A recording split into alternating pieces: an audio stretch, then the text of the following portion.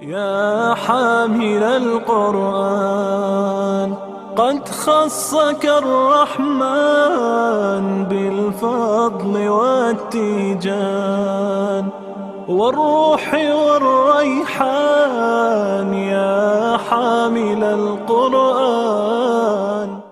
بەناوی خۆی بەخشندەی میهرەبان، سپاس بۆ خۆی پەروەردگاری جیهانیان و درود و سڵاو بۆ سەر گەورەی پەیامبەران محەممەد و خانەوادەکەی بەتێکڕا. بینەرانی عزیزی بەرنامەی قورئان خوێنانی نەوجەوان، بەخێر بێن بۆ بەرنامەکەی خۆتان کە لە میانەوە هەوڵ دەدەین تیشک بخێنە سەر ئەو کەسانی کە قورئانی پیرۆزیان لەبەر کردو و تەمەنیان لە 15 ساڵ کەمترە، ئەو نەوجەوانانی کە قورئانی پیرۆزیان لەبەر کردووە لە تەمەنی 6 یان 7 ساڵیدا لەبەریان کردووە و جوان دەیخوێننەوە. ئەمڕۆ میوانێکمان لەگەڵا کە لە ئەمریکاوە هاتووە و هەروەها ئەو بە جوانی بە زمانی عەرەبی قسە دەکات. ئەبوبەکر محەممەد لەگەڵمانە. ئەبوبەکر چۆنی؟ سپاس بخوا. ڕێزدار بووین، ڕووناکت کردەوە. یەکەم جارە بیتە سەر شاشە؟ بەڵێ. یاڵڵا ئینشاڵڵا یەکەم جار و کۆتا جاریش نابێ. تەواو؟ کەواتە ئەبوبەکر محەممەدمان لەگەڵا کە تەمەنت چەندە؟ 10 ساڵ؟ 10 ساڵ. 10 ساڵ. هەموو قورئانت لەبەرە؟ بەڵێ. لە کەیەوە دەستت بە لەبەرکردنی قورئان کردووە؟ من دەستم بە خوێندنی قائیدەی نورانی کرد لەو کاتەی کە تەمەنم 5 ساڵان بوو و دەستم بە لەبەرکردنی قورئان کرد لە تەمەنی 6 ساڵیدا. جوانە. وەکەی تەواویت لە لەبەرکردنی قورئانی پیرۆز؟ کە تەمەنم بوو بە 10 ساڵ. واتە 4 ساڵت پێچوو؟ بەڵێ. کەواتە بە 4 ساڵ لە تەمەنی 6 ساڵی تا 10 ساڵی هەموو قورئانت لەبەر کرد؟ بەڵێ. بە جوان خوێندنەوەش؟ بەڵێ. چۆن بزانین کە جوان دەیخوێنیەوە؟ چۆن بزانین؟ ئەی بینەران چۆن بزانن؟ گوێمان لە خوێندنەوەکەت بێ وایە؟ یاڵڵا با گوێمان لێ. أعوذ بالله من الشيطان الرجيم. بسم الله الرحمن الرحيم. يا أيها الناس اعبدوا ربكم الذي خلقكم والذين من قبلكم لعلكم تتقون. الذي جعل لكم الأرض فراشا والسماء بناء وأنزل من السماء ماء فأخرج به من الثمرات رزقا لكم فلا تجعلوا لله أندادا إن كنتم تعلمون. فإن كنتم في ريب مما نزلنا على عبدنا فأتوا بسورة من مثله وادعوا شهداءكم من دون الله إن كنتم صادقين. بەرەکەتدار بی. ئافرین. ماشەڵڵا دەبێ. کەواتەوە قورئانی پیرۆزت لەبەر کرد و بە 6 ساڵی دەست بە لەبەرکردن کرد؟ بەڵێ. تۆ لە لێرە لە عەمان دەست بە لەبەرکردن کرد؟ بەڵێ. باشە، کاتێ سەرەتا دەست بە لەبەرکردنی قورئان کرد ئاسان بوو یان گران؟ کەمێک ئاسان یا کەمێک گران یان چی؟ من دەستم بە لەبەرکردن کرد لە سوورەتە ئاسانەکانەوە. لەبەرکردن ئاسان بوو بۆم کاتێ دەستم پێ کرد. بە جوزئی عەممە دەست پێ کرد؟ بەڵێ. تەواو سوورەتە کورتەکان پاشان کە لە جوزئی عەممە تەواو بووم دەستم کرد بە جوزئی زاریە تا سوورەتی ناسم تەواو کرد. جوانە. کەواتە لە زاریاتەوە بۆ ناس لەبەر کرد؟ بەڵێ. جوانە. کەواتە تەمەنت چەند بوو کاتێ لە زاریات بۆ ناست تەواو کرد؟ 6 ساڵ و نیو. واتە باسی 6 مانگ دەکەین کە 5 جوزء تەواو کرد؟ بەڵێ. باشە، جوانە. دوای ئەوە پاشان لەگەڵ مامۆستایەکی نوێدا دەستم پێ کرد و پێڕەی وانەکەیم دەکرد تاوەکو من لە ڕۆژێکدا 5 لاپەڕەم لەبەر دەکرد. ڕۆژانە 5 لاپەڕە؟ بەڵێ. چۆن 5 لاپەڕەت لەبەرە کرد؟ لە کاتی پشوودا بوو. من دەمویست قورئان تەواو بکەم. هیمەتیشت هەبوو؟ بەڵێ. ئایا کاتێ 5 لاپەڕەت بە ڕۆژێک لەبەر دەکرد کاتی بەیانیان لەبەرکردن دەست پێ دەکرد یان دوانیۆڕۆ؟ خشتەکە چۆن بوو؟ من بەشێک لە لەبەرکردنەکەم لە دوای بەرە بەیان بوو. بەڵێ. بەڵام من دوای عەسریش لەبەرکردنم دەکرد. پاشان دەستم کرد بە چەسپاندن یان دەورکردنەوە؟ نا، دوای تەواوکردنی لەبەرکردن و پێداچوونەوە دەستم دەکرد بە خوێندنی ئەو وانانەی کە لە قوتابخانە فێر ببووم.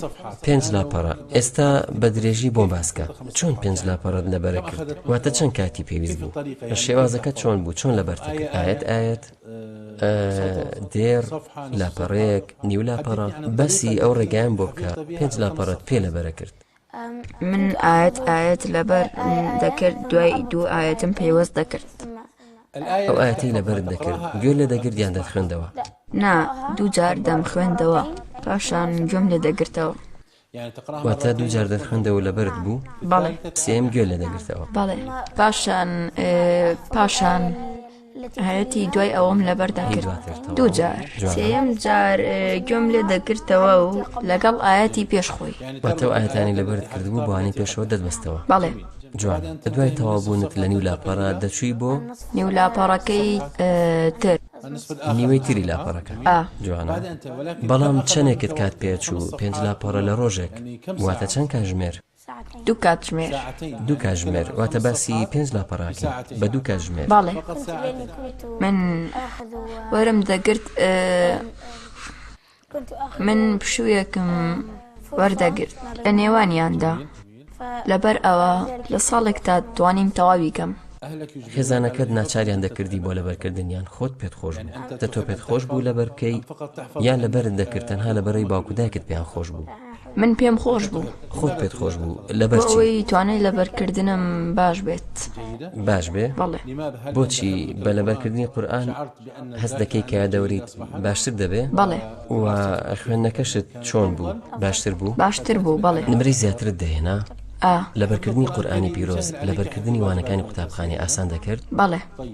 باشە دوای ئەوەی کە بە نزیکەی 6 مانگ لە زاریاتەوە تا ناست لەبەر کرد وایە؟ بەڵێ. پێم بڵێ ڕێبازی لەبەرکردنت چەند لەبەر کرد چیت لەبەر کرد؟ دوای ئەوە لە یاسینەوە دەستم پێ کرد تاوەکو زاریات. جوانە. پاشان دەستم بە سوورەتی ئیسرا کرد. لە یاسین تا داریات چەند ماوەی خایاند؟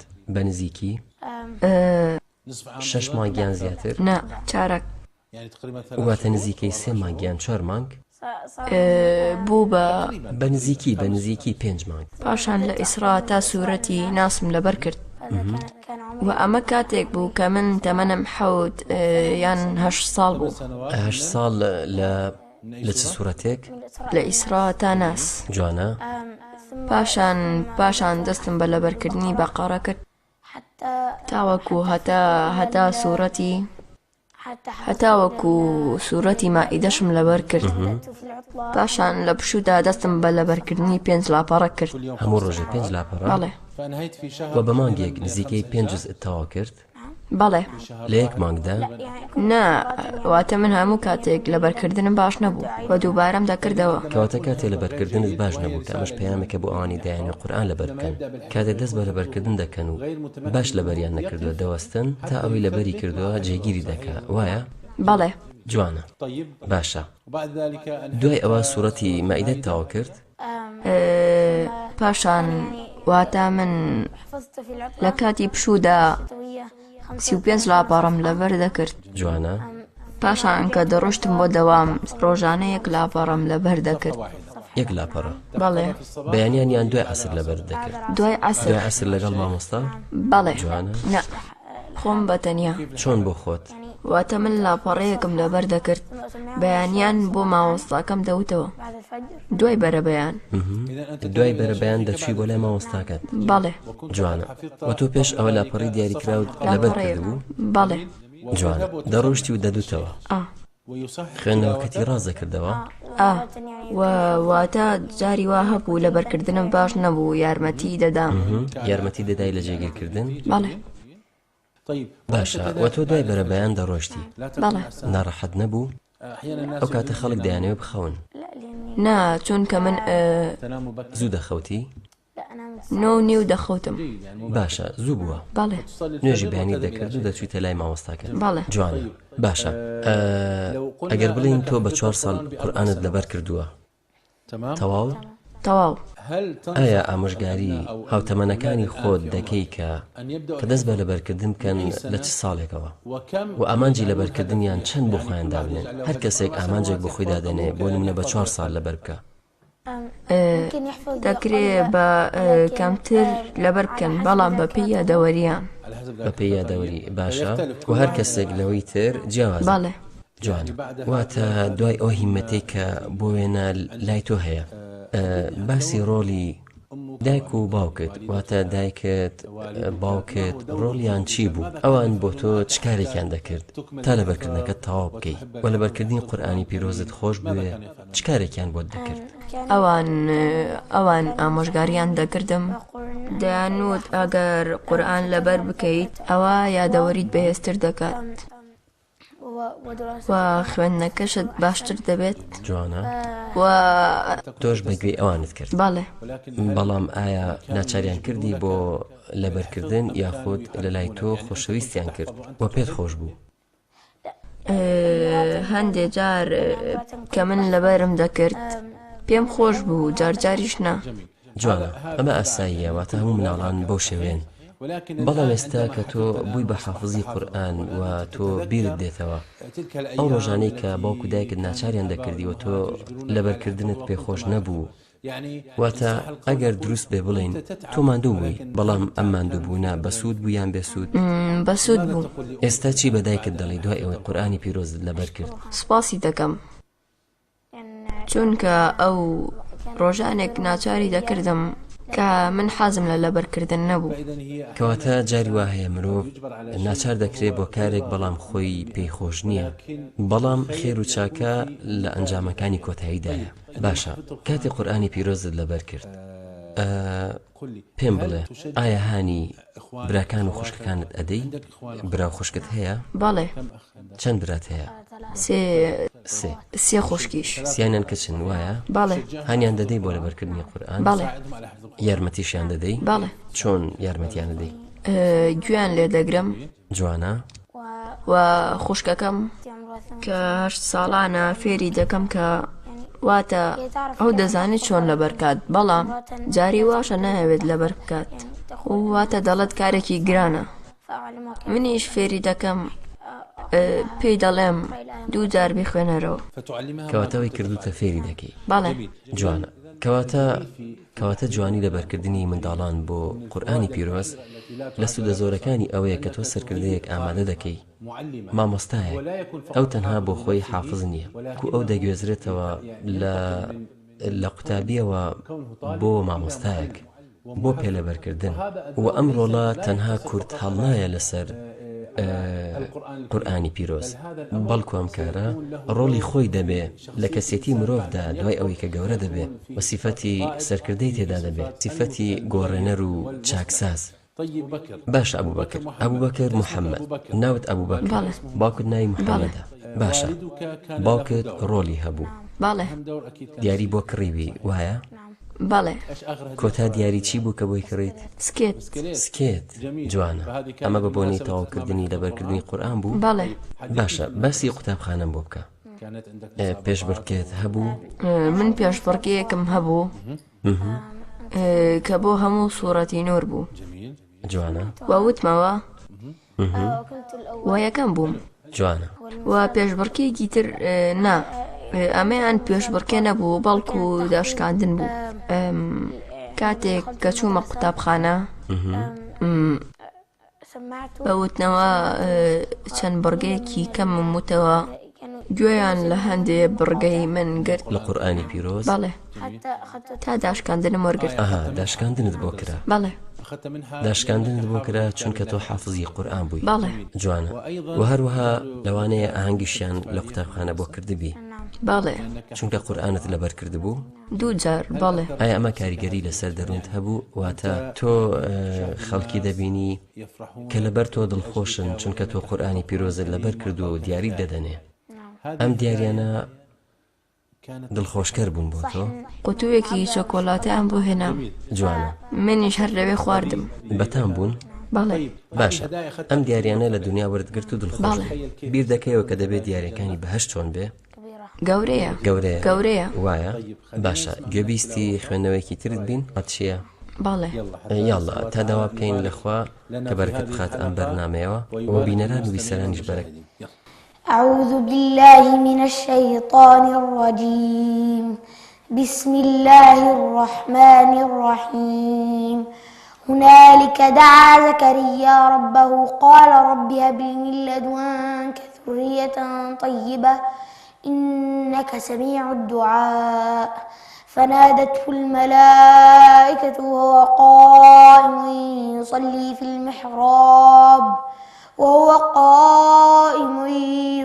المحراب أن الله يبشرك بيحيى مصدقا بكلمة من الله وسيدا وحصورا ونبيا من الصالحين. سپاس بۆ خوێندنەوەکە. ئێستا باباسی ئەو مانایانە بکەین کە تۆ سوودت لێ وەرگرتوون لە کاتی قورئان خوێندندا. تۆ مانای وشەکان و تەفسیر و ئەو چیرۆکانی تێدا بوو دەتپرسی؟ واتە کاتێک مامۆستایی دوامم تەفسیرێکی بۆ هێنام ئێمە دەمان خوێندەوە ئێمە نیو کاتژمێر گوێمان دەگرت و نیو کاتژمێری تر خەریکی تەفسیر واتە لە سەرەتادا من پەیڕەویم لە شێوازێکی ئەمریکی دەکرد من دوو کاتژمێر لەگەڵ مامۆستاکەمدا بووم. شێوازی ئەمریکی واتە چۆن؟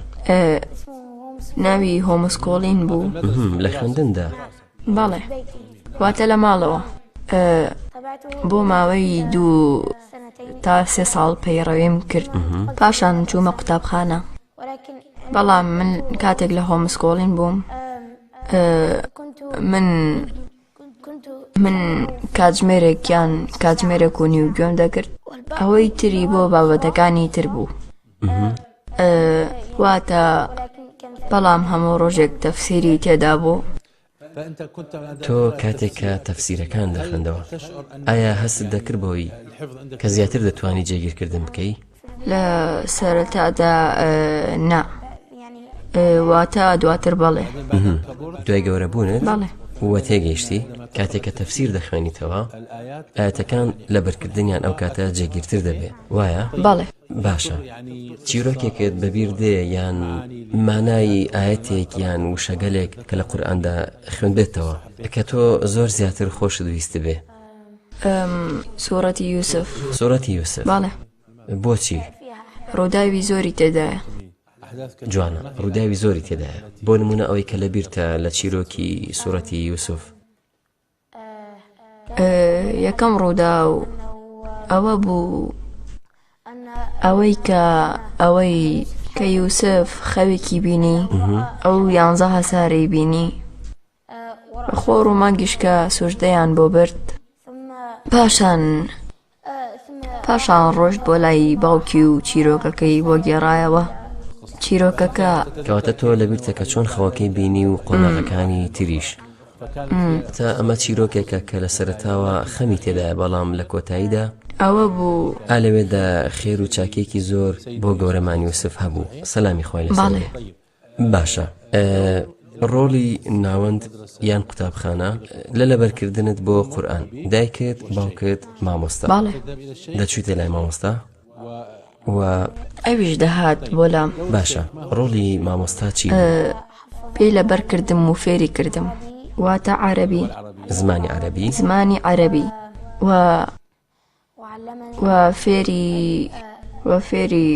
و فێری شەرعی کردم و هەروەها بابەتەکانی ڕەوا و ناڕەوا واتە لە شەرع. باشە مامۆستاکەت ناوی چی بوو؟ مامۆستا ئەنەس. مامۆستا ئەنەس. ئەی مامۆستاکەی پێش ئەو؟ مامۆستا سامیر. مامۆستا سامیر. کەواتە ئێستا چیان پێ دەڵێی؟ سوپاسێکی زۆریان دەکەم و مامۆستا سامیر لەبەر ئەوەی ئەو چوونە ناو قورئان خوێندنەوەی فێر کردم و مامۆستا ئەنەسیش چونکە قورئانی پێ لەبەر کردم.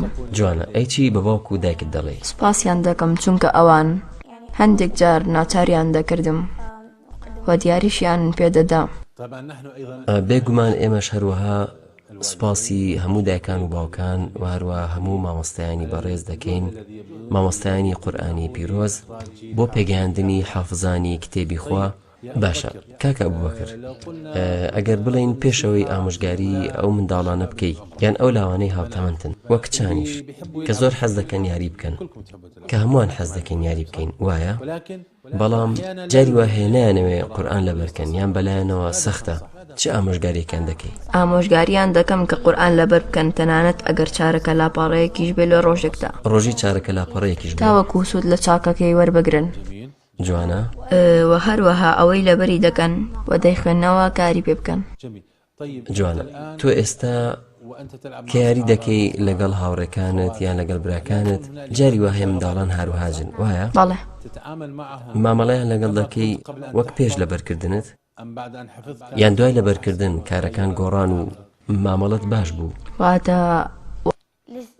واتە کەمێ هاروهاجیت ماوە وایە؟ بەڵێ.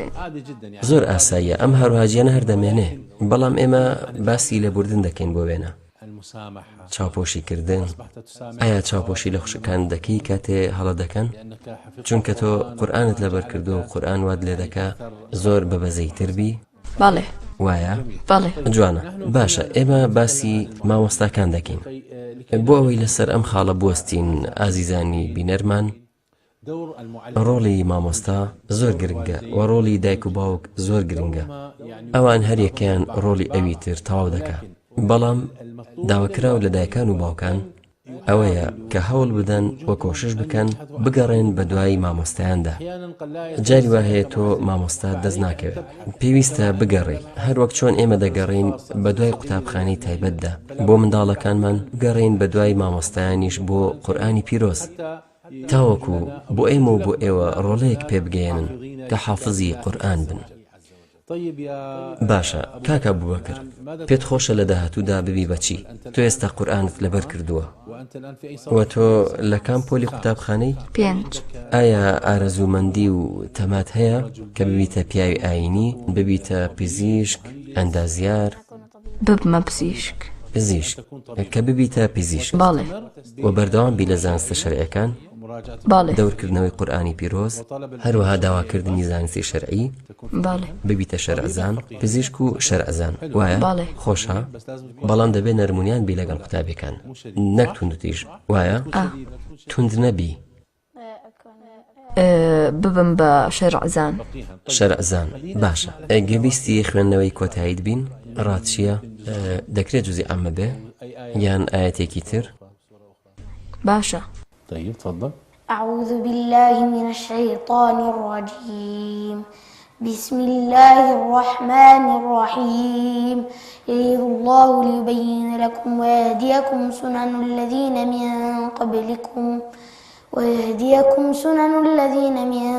قبلكم ويتوب عليكم والله عليم حكيم. بەرەکەت داربی. ئافرین. سپاس بۆ تۆ کاکە ئەبوبەکر. سپاس مادومان کردی. باشە خوا پاداشت باتەوە. سپاس بۆ ئێوەش ئازیزانی بینەری بەرنامەی قورئان خوێنانی نەوجەوان. بەویستی خوا پێتان دەگەینەوە لە ئەڵقەیەکی نوێدا لەگەڵ قورئان خوێنێکی نوێدا و تا ئەو دیدارەش بەخواتان دەسپێرین. وەسەلام عەلەیکوم وەڕەحمەت الله وبەرەکاتوه. يا حامل القرآن قد خصك الرحمن بالفضل والتيجان والروح والريحان. يا حامل القرآن